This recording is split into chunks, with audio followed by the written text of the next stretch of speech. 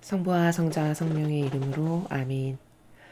예수님과 어머니 하나 되신 성심을 통해 신성하신 아버지 피아세의 나라에서 아버지의 피아세 자녀로서 이 기도를 봉헌드립니다. 사랑하는 아버지, 이 인간 세상사에는 권리라는 것이 있습니다. 부모의 권리가 있고 소유권의 권리가 있고, 그리하여 인간은 그 권리에 조금이라도 손상을 입으면 그것에 대하여 화를 내고 그것을 찾기 위하여 가진 노력을 다 동원합니다. 그러하듯이 아버지께서도 마땅히 아버지의 권리가 있으십니다. 이 온 우주 만물이 다 아버지의 것이요 아버지가 만드셨거늘 6천년 동안 아버지의 그 마땅한 권리를 과연 누가 존중하여 드리고 그 권리를 되찾아 드리기를 노력하였던가 되돌아보면 예수님과 성모님 말고는 아무도 아버지의 권리를 마땅히 받으셔야 될 그 권리가 있다는 사실조차도 망각한 채 자신의 권리는 조금이라도 송산받으면 길길이 날뛰는 이 역겨운 존재가 되어버렸습니다. 아버지, 이제 아버지만이 다스리셔야 할 그 모든 권리와 마땅히 받으셔야 할 그 사랑의 권리를 저희 사명이 완전히 되돌려드리기를 늘 갈망하고 염원하며 열망하오니 아버지, 이제 아버지의 그 권리를 행사하시어 온 우주 만물을 다스리시고 저희가 아버지를 참으로 기쁘게 해드릴 만한 사랑을 올바르게 똑바르게 그리고 그 사랑을 드리는 존재가 된 것이 기뻐하며 아버지께 차고 넘치는 사랑을 자발적 행위로 드릴 수 있는 저희 자녀들이 될 수 있도록 아버지 축복하여 주시옵소서. 그 모든 권리가 어서 빨리 회복되기를 저희 사명이 간절히 또한 기원합니다. 아버지, 어서 오시어 다스려 주시며 완벽하시고 아름다우신 그 신적인 질서를 이 온 우주 만물과 세상 한가운데 우뚝 세우시옵소서. 이 모든 기도 우리 주 예수 그리스도의 이름으로 기도드리나이다. 아멘. 성부와 성자와 성령의 이름으로 아멘. 안녕하십니까. 하느님의 뜻성계 피아수녀입니다. 오늘은 이제 여러분들과 함께 요한계시록 10장의 내용을 학습해 보도록 하겠습니다. 요한계시록 10장 천사와 두루마리. 또 나는 힘센 다른 천사 하나가 하늘로부터 내려오는 것을 보았습니다. 그는 구름에 쌓여 있었고 그의 머리에는 무지개가 둘려 있었으며 얼굴은 태양과 같았고 발은 불기둥과 같았습니다. 그리고 손에는 작은 두루마리를 펴들고 있었습니다. 그는 오른발로는 바다를 디디고 왼발로는 땅을 디디고 마치 사자가 으르렁대는 것처럼 큰 소리로 부르짖었습니다. 그가 고함을 지르자 7 천둥이 각각 제 소리를 내며 말을 했습니다. 그 7 천둥이 말할 때 내가 그것을 기록하려고 하자. 그 7 천둥이 말한 것을 비밀에 붙여두고 기록하지 마라 하는 음성이 하늘로부터 들려왔습니다.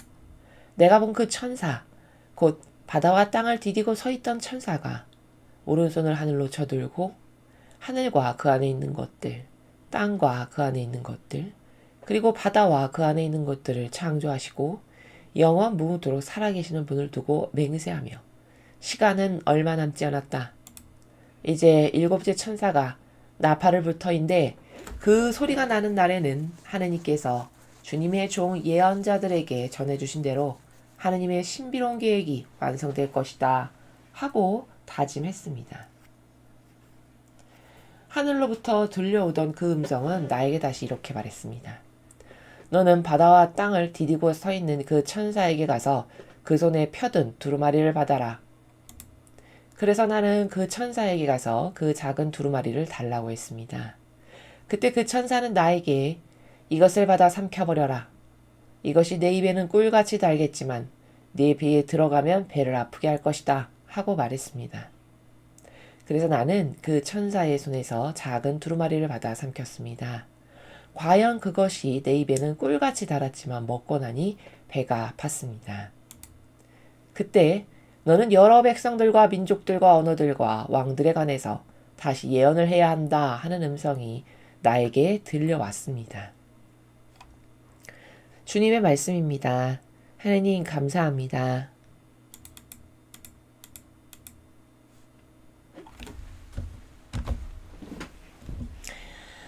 오늘은 계시록 10장 천사와 두루마리라는 큰 어떤 제목으로 명칭된 그런 장을 여러분들이 지금 저와 함께 읽으셨습니다. 우리가 지금 오늘의 10장에 이르기까지의 계시록 공부를 쭉 하면서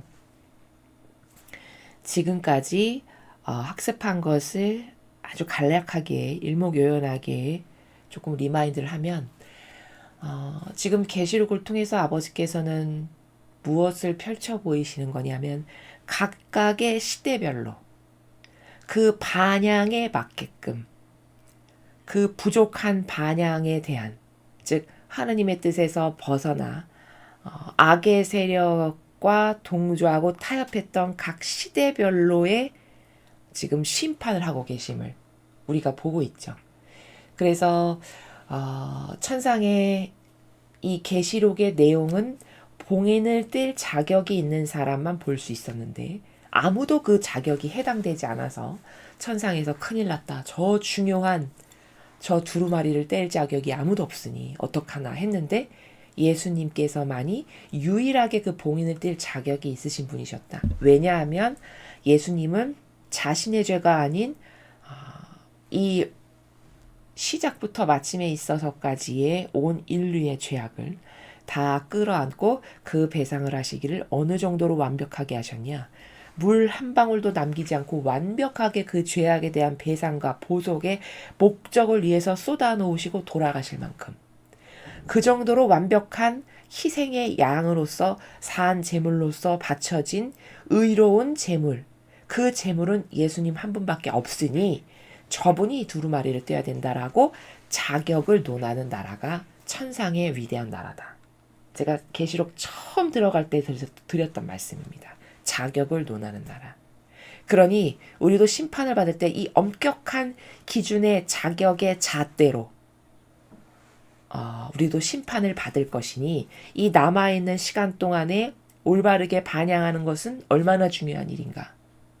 이 깨어있는 남은 한정된 시간 동안 그때마다의 아버지 뜻에 내가 올바르게 반향을 하는 것은 이래서 중요하다. 실로 자격을 따지는 나라에 가는 것이니 그 나라에 내가 조금이라도 더 우리의 소망과 열망대로 아버지 가까이에 가서 뵙는 피앗의 자녀에 이르기까지 종의 신분부터 피앗의 자녀에 이르기까지의 이 다채로운 차원이 있는데 내가 조금이라도 더 가까이 아버지께 더 구체적으로 말하면 피앗의 자녀에 이르기까지의 그 나라에 가려면 거저되는 것이 아니라 이 세상에서의 그 자격 조건을 갖추기에 합당한 다양한 반향을 내가 해야 하는 것이다. 이게 우리가 계시록을 배우는 굉장히 중요한 이유 중에 하나다. 이렇게 말씀을 드렸죠. 그래서 마침내 예수님께서 돌아가시고 천상에 오셔서 저기 그 산 희생제물로 바쳐진 어린 양이 오셨다 해서 천상이 기뻐하여 그 가운데 예수님께서 계시록에 그 두루마리의 봉인을 떼시고 그래서 그 내용을 보시고 그 내용을 천사를 시켜 사도 요한에게 전달하셔서 그 요한 사도가 그 받아 쓰는 사람마저도 아무나 쓸 수 없고 반모섬에 가서 왜냐면 거기서는 인간적인과 인성적인 모든 것이 힘을 못 쓰는 완전히 바짝 마른 나뭇가지와도 같은 영적으로 사람이 그렇게 될 수 있는 처지와 환경으로 일부러 거기다가 두신 거죠. 그렇게 해서 인간적인 것이 개입하지 못해야 이 계시록이 올바르게 아버지의 그 의지와 뜻 가운데서 지필될 수 있으니까 그 상태에 방치하시고 거기서 그 환시를 받아 적은 이 정도로 중요한 책이다 라고 말씀을 드렸고요. 그래서 봉인을 떼시는데 봉인이 7개가 있었습니다. 그렇죠? 첫 번째 봉인을 떼니까 흰 말이 나왔고 두 번째 봉인을 떼니까 붉은 말이 나왔고 세 번째 봉인을 떼니까 검은 말이 나오고 네 번째를 떼니 푸르스름한 말이 나오고 그 다음 봉인을 떼니 각각의 그렇게 특색이 있는 어떤 그 시대별로 잘못했던 것에 대한 구체적인 심판의 내용이 그렇게 담겨 있었고 그것을 통해서 쭉 7째 봉인까지 왔는데 7째 봉인은 띄니까 거기에 또 7명의 천사가 7개 나팔을 부는 이런 심판이 기다리고 있었죠. 그래서 첫 번째 나팔, 두 번째 나팔 쭉 지나서 우리가 지난 시간에 여섯 번째 나팔의 심판에 이르기까지의 내용을 학습했습니다. 그리고 이제 마지막 일곱 번째 나팔이 남은 거죠. 근데 오늘 이 10장은 일곱 번째 나팔이 불면 어떻게 된다는 내용은 구체적으로 나오지 않아요. 이것은 일곱 번째 나팔과 여섯 번째 나팔 사이에 있는 마치 삽입장과도 같은 장인데 그 일곱 번째 나팔이 중요하고 그 일곱 번째 나팔이 불면은 원대한 아버지의 계획이 이제 완전히 이루어진다. 아버지의 심판이 다 이루어진다. 라고 하는 내용을 담고 있는 그 삽입장입니다. 자, 그러면 이 삽입장인 10장의 내용이 어떠한 내용을 담고 있는지 여러분과 함께 하나하나 살펴보겠습니다. 제목은 천사와 두루마리예요. 먼저 두루마리라는 거는 지금이야 우리가 이렇게 문명이 발달해서 책을 보지만 옛날엔 책이 없었잖아요. 그러니까 다 이렇게 두루마리에다가 어떤 서신을 적어서 교환을 하고 이렇게 했는데, 즉 두루마리라는 것은 문서를 뜻하죠. 그렇죠? 무엇이 중요한 내용이 적혀 있는 문서를 뜻합니다.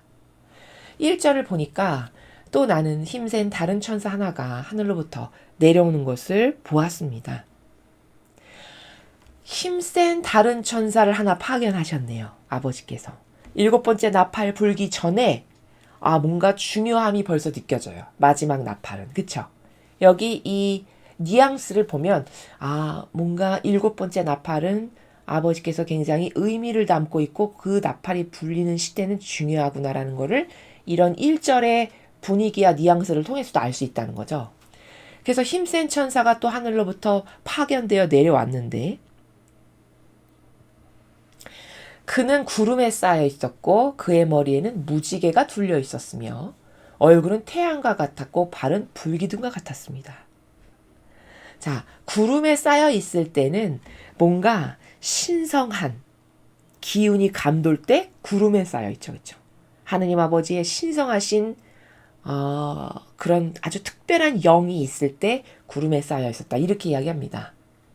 그리고 머리에는 무지개가 들려 있었다라고 했는데, 무지개는 평화를 상징하고 약속을 나타내요. 왜냐하면 물로 다 심판한 다음에 아버지께서 너무 마음이 아프셔서 내가 다시는 인류를 이 물로 심판 안 한다 하고 무지개를 하나 이렇게 띄워주셨잖아요. 창세기에 보면 바로 내가 약속한다.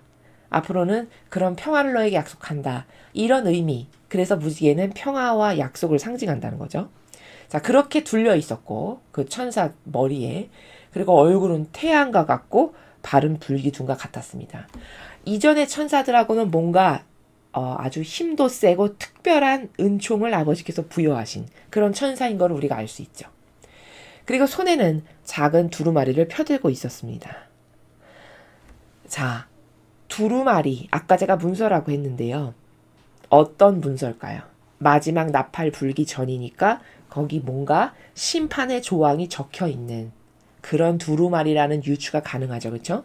그런 두루마리를 펴들고 있었는데, 그는 오른발로는 바다를 디디고 왼발로는 땅을 디디고, 자, 오른발은 바다를 디뎠고 왼발은 땅을 디뎠어요. 그럼 바다는 우리가 성경에서 지금까지 배운 바에 의하면 온갖 더러운 물이 다 밀려서 쏟아져 내려가면서 합쳐지는 곳이 바다입니다. 그렇기 때문에 보통 바다다 하면 죄악의 인류를 상징해요. 그러면 이 천사는 지금 오른발은 죄악의 인류를 디디고 있고 왼발은 땅을 디뎠다면 땅은 이 인간 세상, 즉 사람을 상징하거든요. 그러니까 죄악과 사람을 디디고 있다는 뜻이에요. 그러면 이건 무슨 뜻이냐면 내가 온 인류의 죄악을 심판한다 라는 겁니다. 쓰여있는 항목이 어떤 상세 조항이 적혀있는 두루마기를 들고 이렇게 딱 지금 밟고 있는 거예요. 내가 이렇게 죄악과 인류를 다 심판하겠다. 이런 거죠. 그러면 죄악과 인류를 다 심판할 권한을 부여받은 거잖아요. 그렇죠? 하느님 아버지로부터. 그러면 이 천사는 굉장히 막강하죠. 그래서 1절에 힘센 천사라고 그래서 이야기한 겁니다. 이렇게 막강한 힘을 아버지로부터 부여받은 천사. 그래서 힘센 천사. 이렇게 이야기가 되는 것이죠. 왜냐? 바다와 땅을 다 디디고 서 있을 만큼 힘이 센. 자, 이런 의미고요. 마치 사자가 으르렁대는 것처럼 큰 소리로 부르짖었습니다. 자, 그 천사가 바다와 땅을 디디고서는 사자가 으르렁대는 것처럼 아주 큰 소리로 부르짖었대요. 그러면 사자가 이렇게 왜 우리가 동물의 왕국 같은 것을 보면은 으르렁 대고 있는 것은 뭔가 큰 일을 자기가 위협을 당하거나 큰 일을 앞두고 있을 때 그런 포효를 하죠. 우리가 포효한다 하죠. 그러니까 이 지금 사자가 으르렁댄다라는 요 묘사도 무엇을 상징하는 거냐면 내가 지금 심판을 앞두고 있어. 내가 너희의 전부의 죄악을 이제 마지막으로 내가 심판한다. 라는 상징을 묘사하기를 으르렁대는 것처럼 이렇게 표현한 겁니다. 심판을 앞두고 있는. 자, 그렇게 큰 소리로 부르짖었습니다. 근데 그 천사가 고함을 지르자 7 천둥이 각각 제 소리를 내며 말을 했습니다. 아, 이 천사, 이 막강한 힘을 아버지께서 부여하신 천사가 고함을 치니까 7 천둥이 소리를 냈대요. 어마무시하네요. 그렇죠? 그 7 천둥이 말할 때 내가 그것을 기록하려고 하자. 자, 여기서 나는 누굽니까? 그렇죠. 사도 요한이에요. 지금 요 계시를 받고 있는 천둥이 막 우릉캉캉하고 막 소리를 내니까 저게 무슨 소리일까 하고 받아 적으려고 하니까 하늘에서 소리가 들려왔는데 어떤 소리가 들려왔냐면 자, 그 7 천둥이 말한 것은 비밀에 붙여두고 너는 기록하지 마라. 딱 이런 어미로운 목소리가 들려온 거죠. 그래서 요한이 기록하려다가 딱 멈췄어요. 자, 그 다음에 내가 본 그 천사 곧 바다와 땅을 디디고 서 있던 천사가 자, 그 많은 힘을 부여받은 힘센 천사가 오른손을 하늘로 쳐들고 하늘과 그 안에 있는 것들 그리고 땅과 그 안에 있는 것들 그리고 바다와 그 안에 있는 것들을 창조하시고 영원 무궁토록 살아계시는 분을 두고 맹세를 하며 시간은 얼마 남지 않았다. 이렇게 이야기했다는 거예요. 즉 7번째 봉인 7번째 나팔 불리면 이제 심판이 다 깔끔히 끝나잖아요. 바로 그렇게 시간 얼마 안 남았다라고 지금 외치는 거죠. 이 천사가. 근데 여기 하늘과 그 안에 있는 것들, 그 다음에 땅과 그 안에 있는 것들. 자, 땅과 그 안에 있는 거면 사람과 사탄을 나타내고 하늘과 그 안에 있는 것들은 하늘나라 말 그대로 이 모든 것을 다 총망라하는 그리고 바다와 안에 있는 것을 창조하신 지금 하늘, 땅, 바다 그러면 포함되지 않은 곳은 단 한 군데도 없죠. 그것을 총망라하여 마지막 심판을 할. 그래서 그것을 이 천사가 선언하기를 시간이 얼마 안 남았다 이렇게 선언하고 있는 요런 광경이 지금 펼쳐지고 있는 것이죠. 이제 7째 천사가 나팔을 불 터인데 그 소리가 나는 날에는 하나님께서 주님의 종 예언자들에게 전해주신 대로 하나님의 신비로운 계획이 완성될 것이다 하고 다짐했습니다. 이제 마지막 나팔 하나가 남았는데 그 7째 나팔이 뿡 불리고 나서 그 마지막 7번째 시대에 해당하는 심판이 있겠죠. 그렇죠? 그러면 이제 정화가 완전히 끝나잖아요. 깨끗하게 다 완전히 청소가 다 끝나는 거죠. 그렇죠?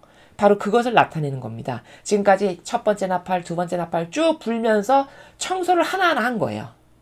이 하느님의 세력에 반하는 악의 무리를 사탄의 세력을 하나하나 청소한 거죠. 그리고 마지막 하나 남았는데 그 마지막 청소까지 완벽하게 끝내면 이제 완전히 깨끗해지는 요런 상황으로 지금 흘러가고 있음을 말하는 거거든요. 그래서 그것을 천사가 표현하기를 이제 7째 천사가 마지막 나팔을 불어서 심판이 되면 하느님께서 지금까지 아버지의 종들에게 전해주셨던 과거로부터 현재 이르기까지 전해주셨던 그 아버지의 신비로운 계획이 완성될 거다. 자, 여기 신비로운 계획이 뭘까요? 그렇죠.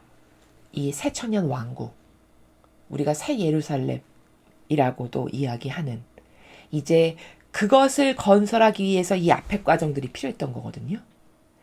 아버지께서 천지창조 때부터 지금 6천년을 넘어서 우리가 지금 2023년을 사니까 6023년이 지나가고 있잖아요. 정확히 말하면.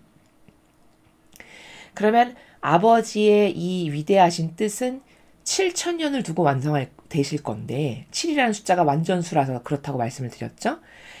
지금까지 6천년을 기다리신 이유, 목적, 아버지의 목적이 있으세요. 그거는 딱 하나예요. 이 새 예루살렘을 건설하는 것. 새 천년 왕국을 완성하는 것. 그래서 피앗의 자녀를 얻으시고 완벽한 아버지의 신적인 질서로 다스려지는 세상을 완벽하게 복원하는 것. 이게 목적이에요. 그것을 위해서 이 앞에 수많은 과정들이 있었던 거지. 목적을 우리가 똑바로 알아야 돼요. 이 앞에 것들은 이 마지막 요 하이라이트가 될 요 목적성을 완성하기 위한 다양한 과정들일 뿐이에요. 이해되시죠? 그래서 여기 신비로운 계획이 완성된다는 건 바로 그 관점으로 봐야 한다는 거예요. 이것을 위해 앞에 것들이 필요했어요. 이해되십니까? 우리가 보통 하나님의 목적은 내가 최고로 도전하면 그래 구원되는 거지. 이렇게 이해하기 쉬운데 아버지께는요 구원보다 더 중요한 게 있어요. 구원에서 끝나시는 게 아버지의 목적이 아니고 아버지 목적은 피앗의 자녀를 얻는 거예요. 그 자녀를 얻으셔서 그 자녀들과 함께 살아가시는 그 피앗의 자녀는 가족관계거든요. 하느님과 가족관계로 완전히 하나 되어서 살아갈 정말 참된 진실된 내 자녀. 내 자녀. 나와 하나 될 그 자녀를 뽑으시는 게 아버지의 목표예요. 구원에서 그냥 목표가 달성되는 게 아니고요. 그래서 여러분도 도전하시기를 여러분이 피앗의 자녀가 되기를 더 도전하고 갈망하고 그 자녀가 되기에 부족한 게 나에게 지금 현재 무엇인가 뭘 버려야 되고 뭘 고쳐야 되고 어떤 방향으로 달라져야 되는가를 자꾸 성찰하고 매일 발견하시라고 제가 권고드리고 말씀드리는 겁니다. 이해되시죠? 그래서 그 수많은 이 앞에 이런 7시대의 심판, 앞에 다니엘서의 수많은 다양한 과정들, 이런 건 다 아담과 하와를 통해서 아버지께서 건설하시고자 하셨던 그런 에덴 동산이 있었는데 그들이 얼마 올바르게 반영하지 못하고 금방 변질됐단 말이죠. 그렇죠? 그럼 아버지는 그 변질된 거를 그냥 방치하고 끝내셔야 될까요? 그렇지 않죠. 그 변질된 것을 다시 완벽하게 복원하고 회복시켜서 그 올바르된 신적인 질서로 다스려지는 그 완벽한 세상을 완성하시는 이게 목표시겠죠. 그렇죠? 우리도 그렇지 않습니까? 그래서 이것을 완성하시는 것이 목표다라는 것을 지금 이 천사도 예언을 하는 거예요. 그 신비로운 계획이 완성될 것이다에 해당하는 나라가 지금 그런 거라는 거죠. 제가 여러분에게 설명드린. 하늘로부터 들려오던 그 음성은 나에게 다시 이렇게 말했습니다. 너는 바다와 땅을 디디고 서 있는 그 천사에게 가서 그 손에 펴든 두루마리를 받아라. 그 아주 힘센 천사에게 들려주셨던 두루마리. 거기에 어떤 심판의 조항이 적혀 있을 그 두루마리를 지금 네가 받아라. 그럼 여기 너는 누구예요? 사도 요한을 누가 하시는 말씀이죠. 사도 요한에게 저 힘센 천사가 지금 바다와 땅을 딛고 그 권한을 부여받아서 마지막 7 봉인이 그 7 나팔이 불면 이제 펼쳐질 그 심판, 그것을 하려고 딱 준비하고 있는데 그가 들고 있는 두루마리를 네가 받아와라. 이렇게 이야기하는 거죠. 그래서 나는 그 천사에게 가서 그 두루마리를 처음에 갖고 있었던 힘센 천사한테 가서 그 두루마리를 달라고 했어요. 말씀하신 대로 지금 사도 요한이 수행하고 있는 거죠. 그랬더니 그때 그 천사는 나에게 뭐라고 말했냐. 이것을 받아 삼켜버려라. 이것이 네 입에는 꿀같이 달겠지만 네 배에 들어가면 배를 아프게 할 것이다. 이렇게 말했다는 거예요. 자, 그러면 여기서 우리가 힌트를 알 수 있어요. 도대체 그 두루마리에 뭐가 적혀 있길래 먹을 때는 꿀같이 다나 막상 배에 들어가면 배가 아프게 될 거다. 자, 꿀같이 달다는 건 뭐냐? 앞으로 벌어질 일을 이 두루마리를 삼킨 사도 요한이 다 알게 될 거라는 거예요. 꿀같이, 왜 미래의 일을 알면 신나고 뭔가 재밌고, 그쵸? 그래서 꿀같이 달겠다라고 이야기한 거예요. 그 두루마리를 받아 삼킴으로써 그 영의 작용이 이제 사도 요한의 영안에 펼쳐지게 보여주시겠다는 거죠. 그렇죠? 앞으로 벌어질 일을 네가 다 알게 될 거다 해서 달다라는 거예요. 근데 막상 뱃속으로 들어가서 소화되려고 하면 배가 아픈.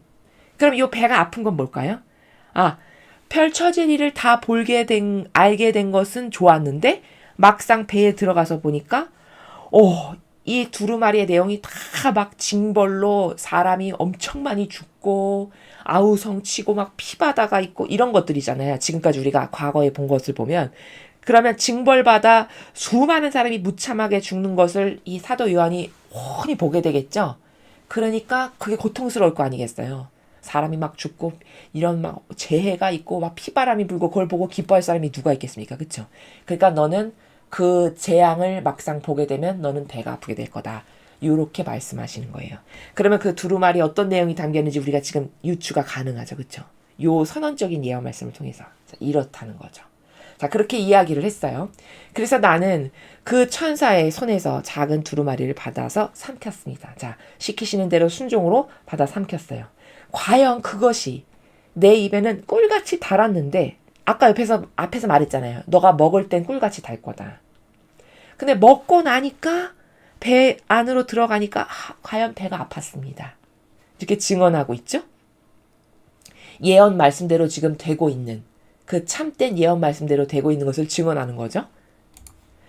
그때 너는 여러 백성들과 민족들과 언어들과 왕들에 관해서 다시 예언을 해야 한다 하는 음성이 나에게 들려왔습니다. 여기 나는 누굽니까? 그렇죠. 사도 요한을 두고 하시는 말씀이에요. 그러니까 마지막 나팔이 들리기 전에 사도 요한에게 그 마지막 나팔에 관한 환시를 올바르게 볼 수 있도록 천사를 파견해서 두루마리를 전해주시고 그 두루마리에 적혀 있는 것을 이 사람이 올바르게 받아 적을 수 있도록 그것을 받아 삼켜라 라고 해서 이제 받아 삼켜서 다음 장, 우리가 여기 지금 10장을 봤는데요. 오늘 이제 11장에는 그 마지막 나팔이 불리면 어떤 일이 펼쳐질지를 예언하십니다. 그 장이 나오기 전에 이제 이런 삽입장으로서 이제 마지막 심판이 남았고 그 마지막을 쓸어버리는 그 아버지 뜻에 벗어난 악을 심판하는 것도 엄청난 일이 펼쳐질 것이 남아있구나.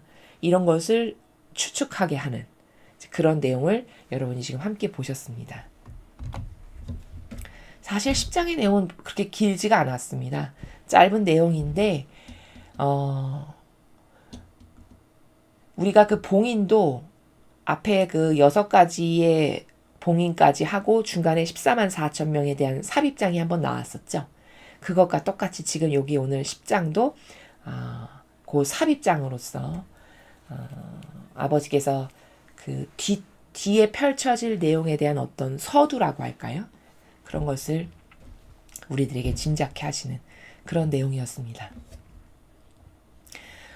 서두에 제가 기도를 드릴 때 그렇게 기도를 드렸습니다.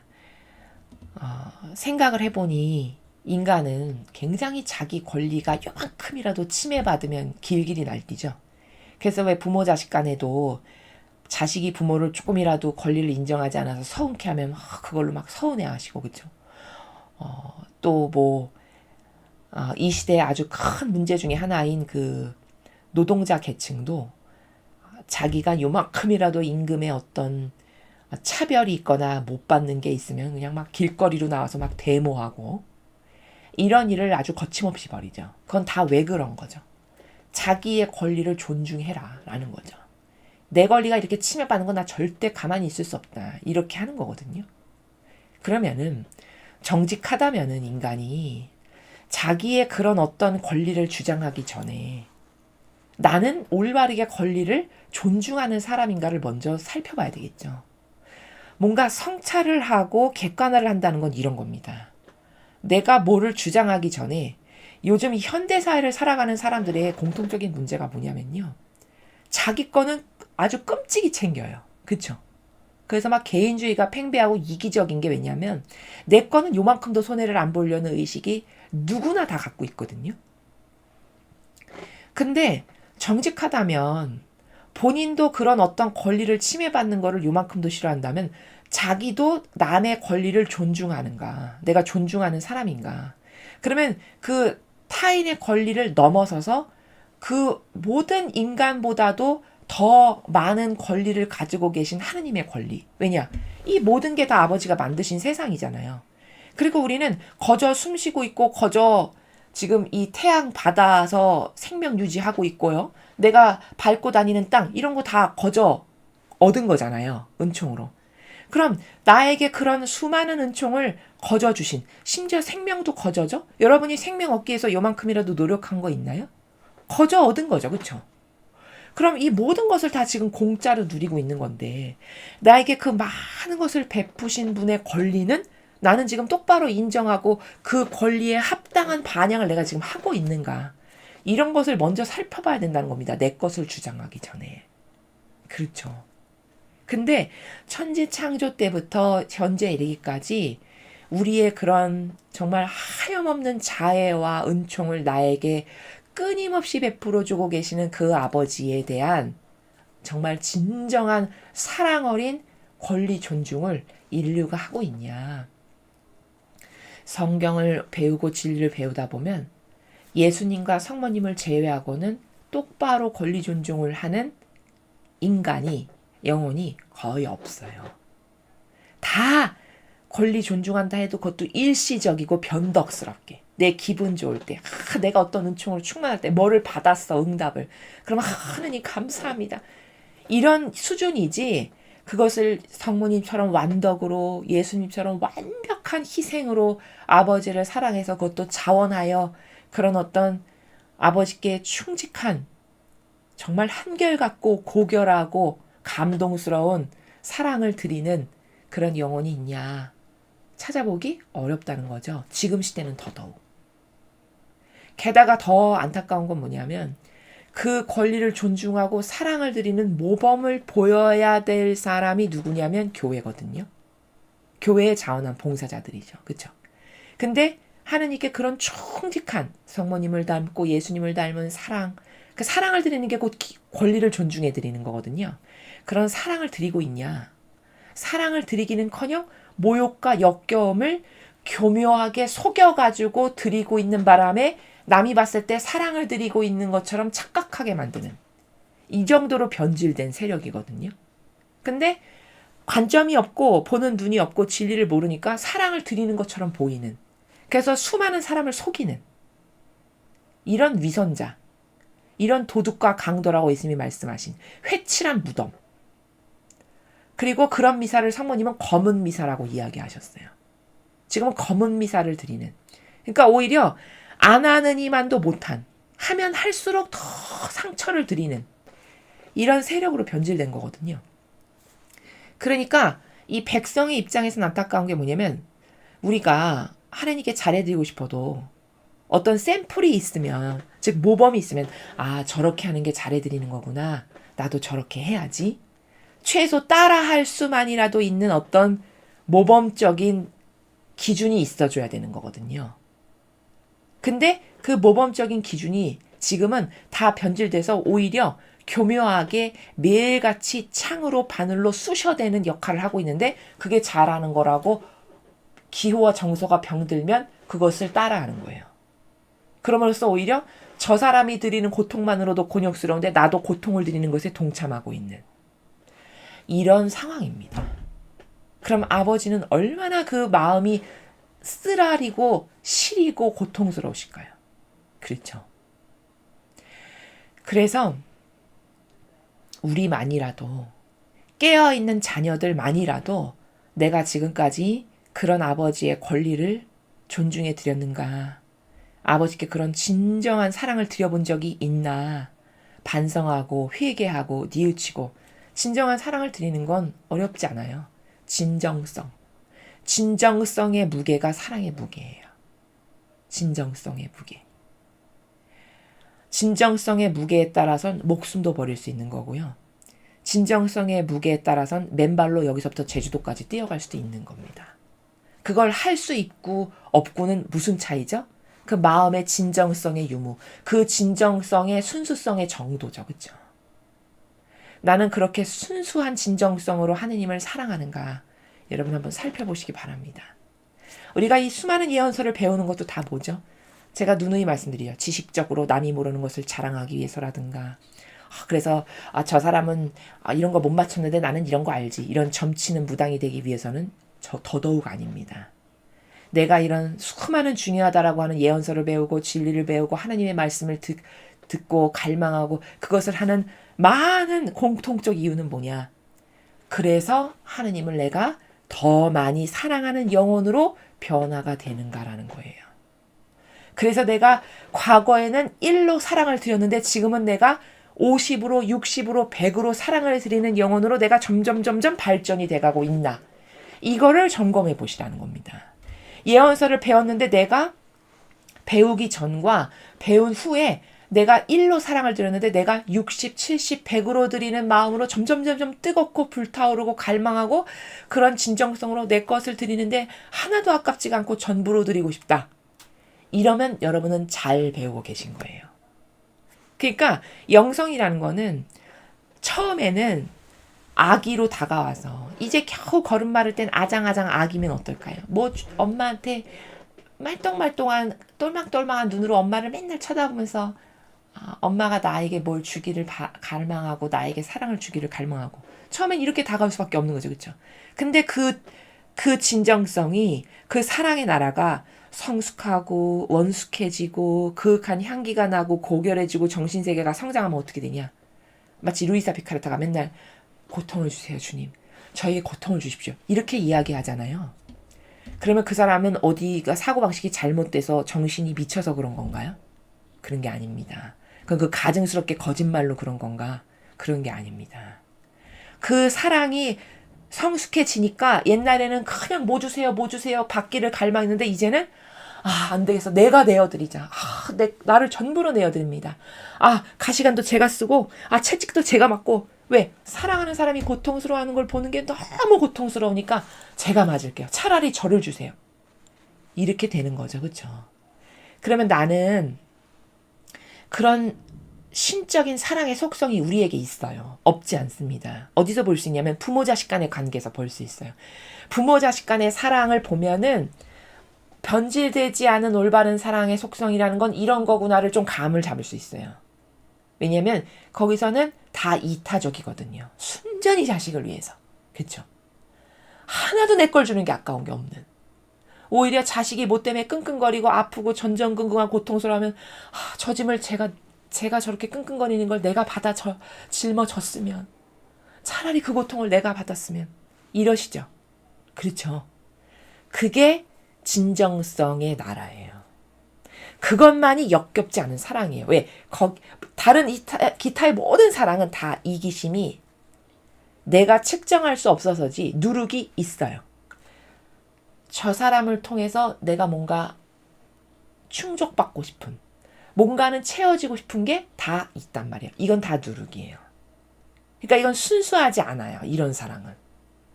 이거는 신적인 사랑이 아니에요.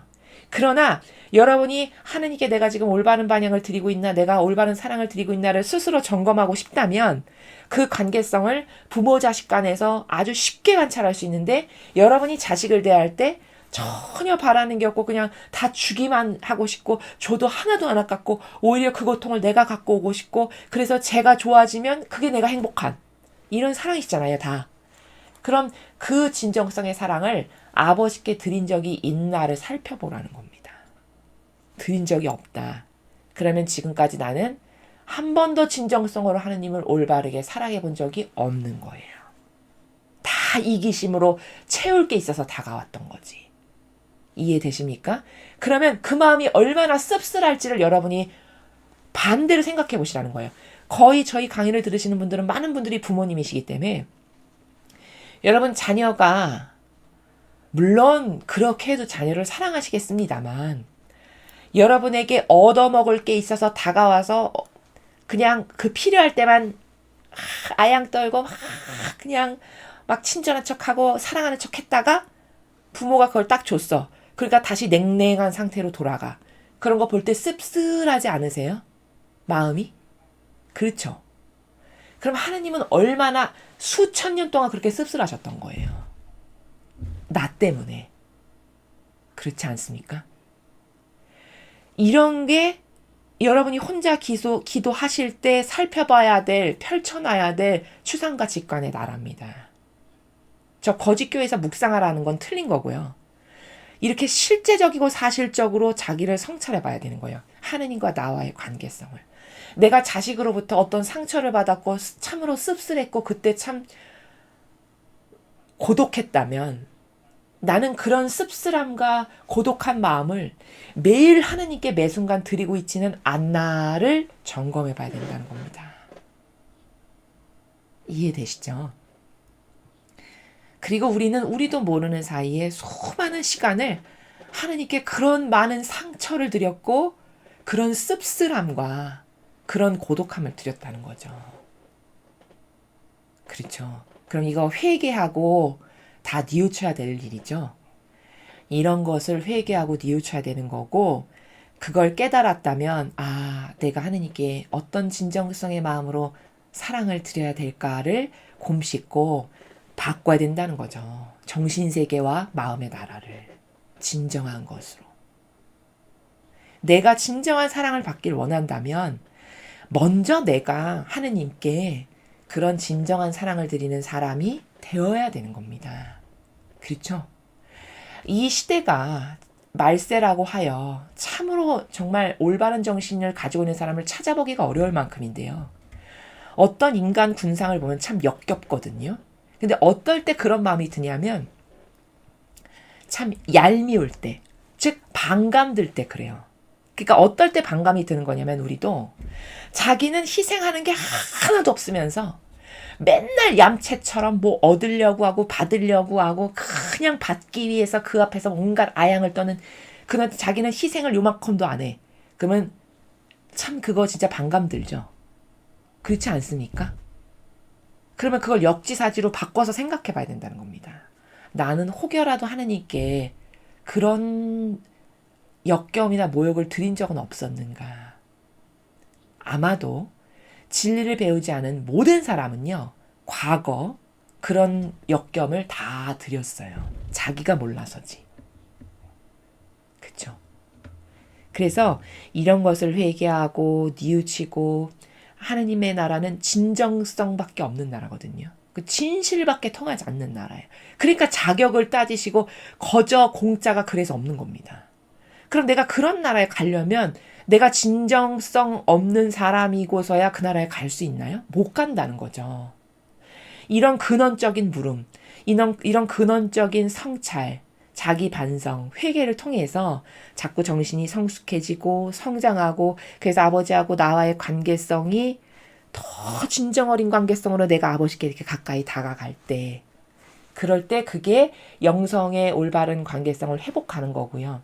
그럴 때 여러분은 하나님의 의지의 자녀도 될 수 있고 피앗의 자녀도 될 수 있는 겁니다. 이해되시죠? 오늘은 여러분이 한번 내가 아버지의 권리를 아버지가 마땅히 받으셔야 될 사랑을 과연 진정성 있게 채워드린 자녀인가 그렇지 않다면 지난날에 내가 잘못 드린 것을 정말 진심으로 마음 아파하면서 아버지 앞에 회개하고 뉘우치고 다시는 아버지께 그런 상처 안 드릴게요.